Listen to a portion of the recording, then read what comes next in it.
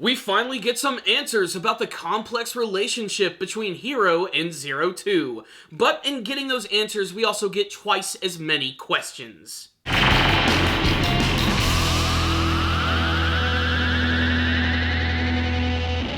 If you're like me and you were watching this episode of Darling in the Franxx and you were expecting to get some sort of conclusion to the story we got in the last episode when Zero Two lost control and started to suck the life out of Hiro, well, prepare to be disappointed because we get a backstory in this episode. But this is actually a backstory that I have been waiting to see, to learn a little bit more about the origins of Zero Two, and we certainly get a lot of answers in this episode, but there's still a lot of mystery to Darling in the Franxx, and overall I'm still not quite sure what they have planned for this series. What I will say is I do think it's pretty interesting that Hiro and Zero Two actually knew each other as children. It's just their experience with one another was very brief, but it was something that left a lot of impact on Hiro, and by the end of this episode, he realizes that he's met this girl before, a girl who started out as a beast and is slowly but surely transforming into a human. For what purpose, I'm still not quite sure. The thing about Zero Two is that when she was younger, she was this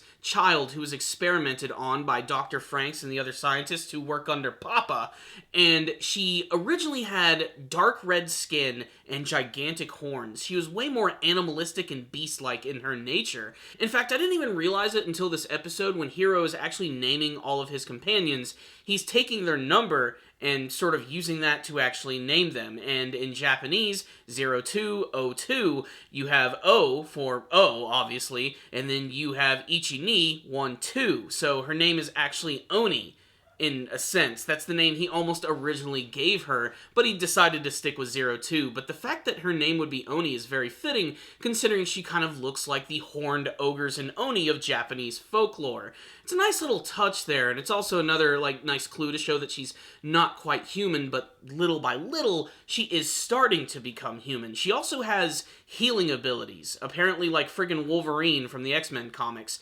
There's a scene where Dr. Franxx and the other scientists are experimenting on her, and they have her strapped to a table, and they're shooting lasers at her that just completely blast through her hands, and it's so painful and messed up looking, but she immediately starts to heal from the damage, and she's back to normal.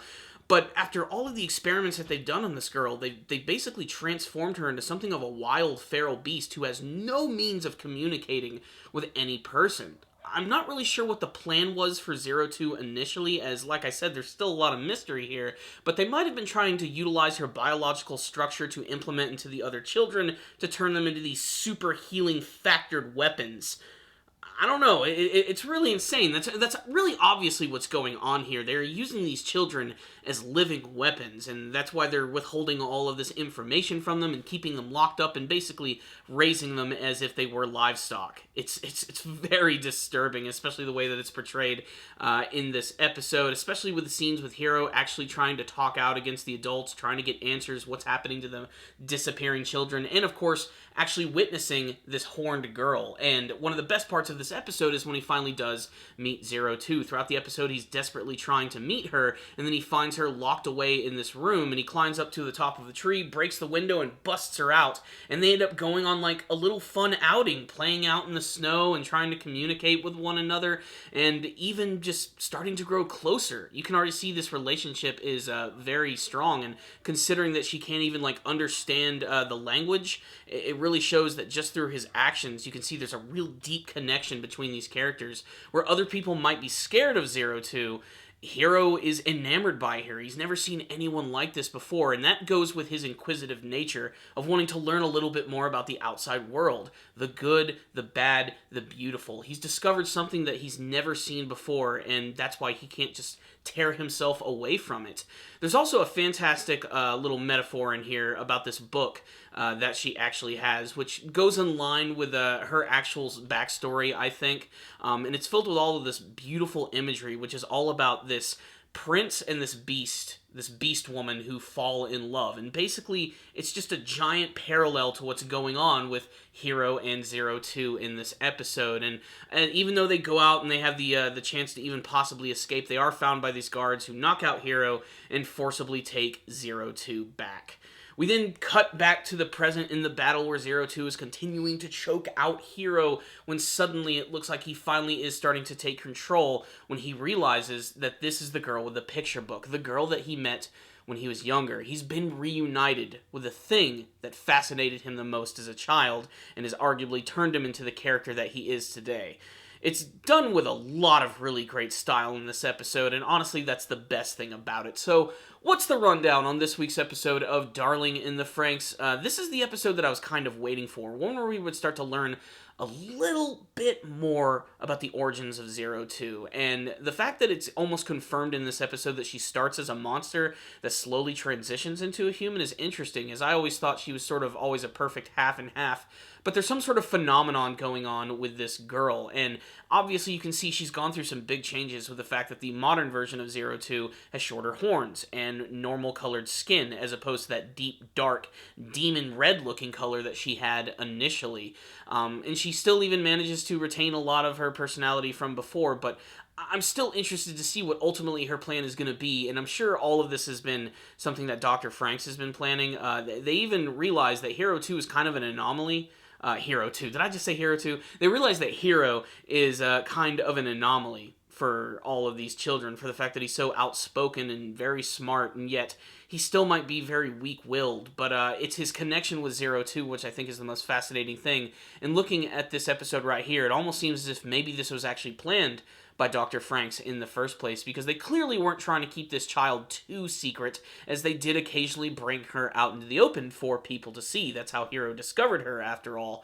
But still, there's still so much mystery, really. Like, really, what is going on? How is this all connected to the Calaxosaurs? Really, where did Zero Two come from initially? And what's the deal with all the adults living in the city? Like, there are still just so many mysteries for this show. There's a lot to wrap up, and thankfully this is just the halfway point of the entire series, so it's going to work. Production value-wise, this is one of my favorite-looking episodes, if only for how striking it looked. It was a really good idea to have this all set during like a snowy season, this way that Zero Two's child form would just pop out immediately with its red color and horns, and those very striking eyes. She had a lot of really great visual cues in this episode, and a lot of fantastic expression from her character, which it makes sense. She is definitely one of the most expressive characters from the series. Hiro, again, in this episode is just cool. They're starting to expand on him finally a little bit more, outside of making him just the generic protagonist of the series, being the super inquisitive one, the one who wanted to see the outside world, who continues to fight for that. And I imagine this is going to go in line with what we saw at the beginning of the series, with Zero Two wanting to get Hiro out of this place and run away. I see that happening any time now, and it could really change the dynamic of this entire series, but again, I'm still waiting for that moment. There's going to be that aha moment where we realize truly what is going on here, and it's going to be one heck of a twist. I can't wait to see what it's going to be, but for the meantime, let's just continue to dive into the relationship of Hiro and Zero Two, and in the next episode, let's get ready for some cool freaking robot action. It's going to be great. So this was a necessary evil of an episode, and while I was ready not to enjoy it as much, I found myself enjoying it quite a bit. It was definitely one of my favorite episodes from the series, and now I have a lot more better idea of where I think the series could possibly be heading. But still, like I said, even though we got answers, there are just still so many questions for this show. So I'm going to give this episode right here a 4 out of 5. Very good-looking episode, and it's a big eye-opener to see that Hiro and Zero Two had a pre-existing relationship in the past. But I'm more interested to hear from you guys. I want to hear your theories, what you thought about this episode, what you hope to see in the future of Darling in the Franxx, if you're waiting for that big aha moment. Tell me what you think is really going on here and what you thought about this whole backstory and how it's going to have some sort of big effect on the current story that we see right now. So there it is. Just let's get a discussion going. Thank you guys for watching this review. I'll see you guys next time. And as always, stay down there, baby.